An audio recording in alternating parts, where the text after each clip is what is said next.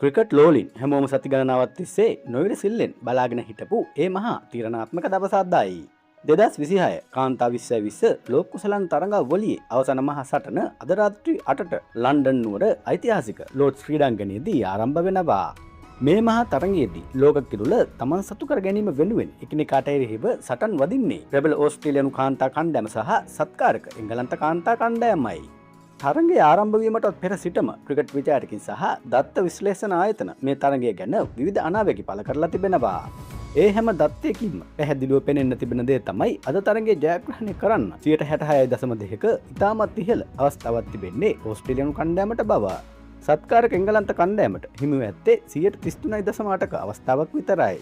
ඕස්ට්‍රේලියාව මෙලෙස පෙරමුණේ පසුවීමට ප්‍රධානම හේතුව තමයි ඔවුන් සතු අත්දැකීම් බහුල දරුණු පිතිකරන සහ පන්දු යැවීමේ බලෑනිය.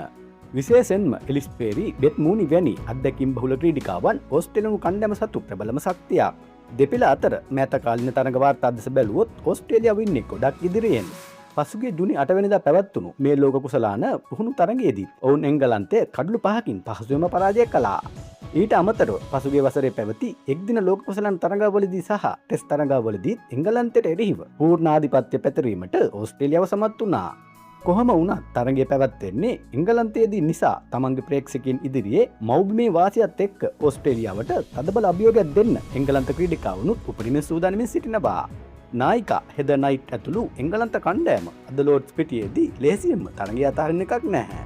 ලෝක ක්‍රිකට් පිටියේ අභිෂේකලත් රජිනියන් වන ඕස්ට්‍රේලියාව අද තමන්ගේ ආධිපත්‍ය පතුරවමින් ලෝක කුසලානේ අරන් යයිද? නැතිනම් එංගලන්තය තමන්ගේ රටේදී පෙරලි කරජයක් ලැබමින් ලෝකෙම පුදුම කරයිද? ඔයාලා හිතන විදිහට අද තරඟය කවුද ජයග්‍රහණය කරන්නේ?